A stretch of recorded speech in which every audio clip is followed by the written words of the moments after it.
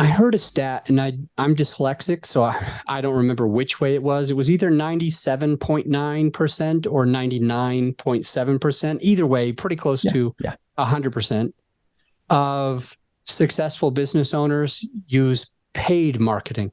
Yeah. And I am thinking about that as you're talking about getting the time back and everything. I'm also thinking that me as a person in this scenario where I'm working 5 hours a week to do the marketing, it's not because it's only 5 hours that's needed. It's because like as much marketing as possible is needed. If you really want something to grow, if you want your podcast to grow, if you want your business to grow, if you want your consulting to grow, like marketing is one of the most important things. And in this case, in this scenario, I'm the bottleneck. Mm-hmm. I want to do much more than 5 hours, but like I don't have the capacity. Once I've done my job, my main job, once I've done, the podcasting, once I've edited podcasts in this scenario, I only have brain power to go 5 more hours, but I wish that I could do, 100 hours a day. Yeah. And that's like another one of the benefits is you can join let's just say 99%. I don't remember if it was 97.9 or 99.7, but we're close. Of successful people, they always use paid marketing, and I can do that. And I can be more successful than I am now and work less because I don't have to pay someone to just do 5 hours. I can pay them to do 10 or 20 or 50 or 100 or 200 hours.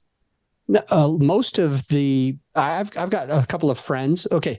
I'll say a couple things. I learned that the movie, I think was called Avatar. I don't remember the exact budget, but the budget to create the movie with all the AI and or CG or whatever, let's pretend it's 800 million. I don't remember if that's the real number. Yeah. But whatever it was, the exact same number, another 800 million, was just to market it, just to build the trailer and put the trailer in front of people. And you think about that, and we've got business owners that think, oh, I'll worry about marketing like when I start making money. And then they never make money. They fail, and they're like, that sucks. Business sucks. But they never did what Avatar did. They never spent the same amount of budget to market as they did for everything else. And so I like that. It frees me up to be able to do more business, to be able to have my time back to 1,000 hours and all of that. So good stuff. Pete, what other takeaway should the listener take today? I think the big thing here, Adam, as we look at whether, getting into that CPA stuff, communicating what it is, if you're going to start outsourcing some of this stuff through the 4As, and you've got a thinking tool now, okay?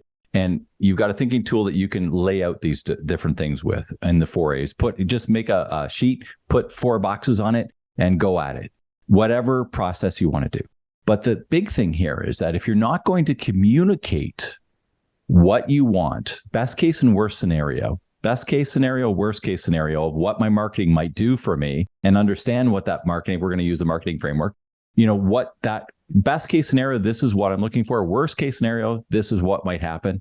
If you don't really understand what the expectations are, then you're going into the abyss, and that's not a place to live.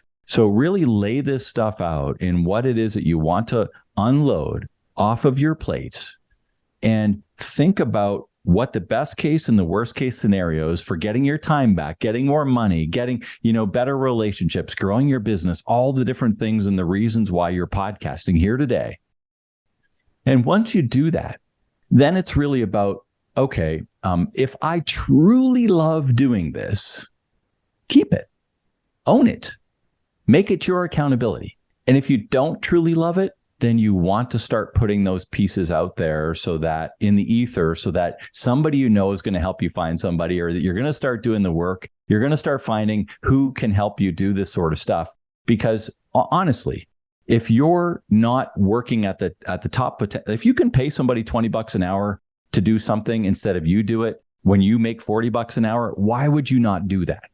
And that's where most people get lost in the weeds. They just think they need to do everything. But there are a lot of people out there that are better than you at doing these things and will do it for less money. Why would you not make that trade every time? It's just bad business not to make that trade.